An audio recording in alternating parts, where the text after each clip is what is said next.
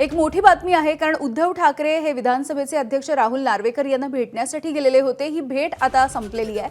आदित्य ठाकरे, भास्कर जाधव, मिलिंद नार्वेकर हे देखील उद्धव ठाकरे यांच्यासोबत या चर्चेसाठी भेटीसाठी उपस्थित होते आणि या सगळ्यांमध्ये तब्बल अर्धा तास चर्चा झाली आहे। विरोधी पक्ष नेते पदाच्या संदर्भात विधानसभेचे अध्यक्ष राहुल नार्वेकर यांच्यासोबत या सगळ्यांनी चर्चा केली। खरं तर हे तिसरे अधिवेशन आहे, हिवाळी अधिवेशन संपत आलं, मात्र तरी अद्यापही विधानसभेचा विरोधी पक्ष नेता नेमका कोण याचा निर्णय झालेला नाहीये। त्यामुळे आज स्वतः उद्धव ठाकरे हे विधानसभेचे अध्यक्ष राहुल नार्वेकर यांची भेट घेण्यासाठी गेले होते।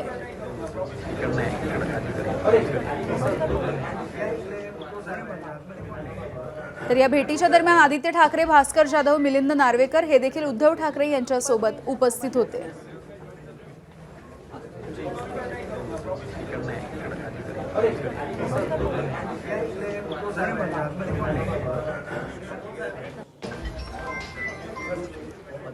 तर हे तिसरे अधिवेशन संपत आलं, तरी देखील विधानसभेला आणि विधान परिषदेला विरोधी पक्षनेता मिळालेला नाहीये। खरं तर हे अधिवेशन सुरू होण्याच्या आधीच विरोधकांनी हा मुद्दा उचलून धरलेला होता। आतापर्यंत पत्र देखील देण्यात आलेली होती, शिफारसी करण्यात आलेल्या होत्या, मात्र सरकारलाच विरोधी पक्षनेता नकोय अशा पद्धतीचा घणाघात देखील करण्यात आलेला होता।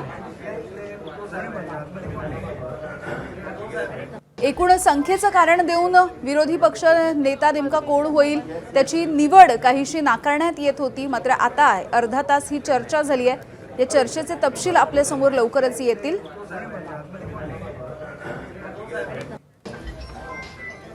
वेदांत नेव आमचे प्रतिनिधी आपल्याला या संदर्भातली माहिती देत आहेत। वेदांत, साधारणपणे अर्धा तास चर्चा, या आधी दिलेली शिफारशीची पत्र आणि आज झालेली भेट, काय नेमकी चर्चा झाली आहे? साधारणपणे आपण बघितलं तर ठाकरेंच्या शिवसेनेचे आमदार, त्यासोबतच स्वतः उद्धव ठाकरे यांनी राहुल नार्वेकर यांच्यासोबत चर्चा केली।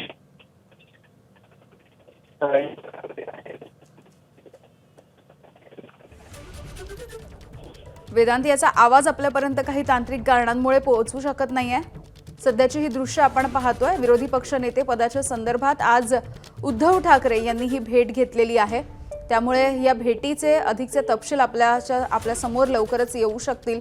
मात्र यावेळेला ठाकरेंच्या शिवसेनेचे आमदारही उपस्थित होते। आदित्य ठाकरे स्वतः त्यांच्यासोबत होते, सोबतच भास्कर जाधव ज्यांचं नाव विरोधी पक्ष नेता म्हणून पुढे करण्यात येत होतं, आणि मिलिंद नार्वेकर या सगळ्यांनी आज राहुल नार्वेकरांची भेट घेतली।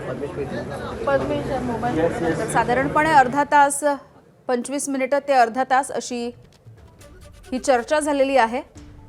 त्यामुळे हे अधिवेशन अगदी शेवटचे 2 दिवस उरलेले आहेत। तिसरं हे अधिवेशन होतं जे विरोधी पक्ष नेत्याच्या विनाच पार पडलं होतं, मात्र अधिवेशन संपता संपता तरी सभागृहाला विरोधी पक्ष नेता मिळणार आहे का हे बघणं औत्सुक्याचं असणार आहे।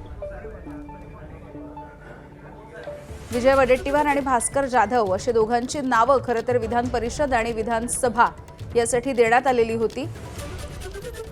त्यामुळे आता ही चर्चा तर झालेली आहे, नेमकी काय माहिती समोर येते किंवा मग ही निवड होते का हे बघणं देखील महत्त्वाचं ठरणार आहे।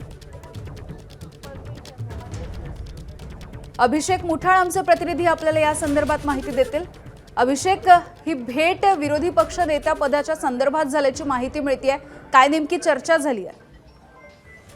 नक्कीच एकूणच विधानसभा विरोधी पक्ष नेते पदावरून ही सगळी भेट आपल्याला होताना पाहायला मिळाली आहे। साधारण ते 20 ते 25 मिनिटं उद्धव ठाकरे, आदित्य ठाकरे, भास्कर जाधव आणि विधानसभा अध्यक्ष राहुल नार्वेकर हे आपल्याला भेटल्याचं दिसत आहे। एकूणच कुठेतरी विरोधी पक्ष नेते पदावरून आपल्याला ठाकरे गट आणि काँग्रेसमध्ये पुन्हा एकदा ठिणगी पडण्याची शक्यता आहे, कारण की एकूणच काँग्रेसचा दावा खोडून काढण्यासाठी उद्धव ठाकरे हे विधानसभा अध्यक्षांच्या भेटीला गेलेत। एकूणच भास्कर जाधव यांच्या नावावर पुन्हा एकदा ठाकरेंकडून विधानसभा अध्यक्ष नार्वेकर यांच्यासोबत चर्चा झालेली आहे। मात्र चर्चा जर का दुसरीकडे पाहायची तर ती विजय वडेट्टीवार यांची देखील आपल्याला कुठेतरी होताना पाहायला मिळते आहे, आणि त्यानंतर एकूणच ठाकरे गटाकडनं देखील हालचाली ज्या आहेत त्या समोर येताना दिसत आहेत। त्यामुळे या संदर्भात भेटीमध्ये साधारणपणे भास्कर जाधव यांचंच नाव पुढे आपल्याला येताना पाहायला मिळत आहे। या संदर्भात विधानसभा अध्यक्षांकडनं योग्य निर्णय वेळीच घेऊ असं देखील सांगण्यात आलं। अगदी धन्यवाद अभिषेक माहितीसाठी।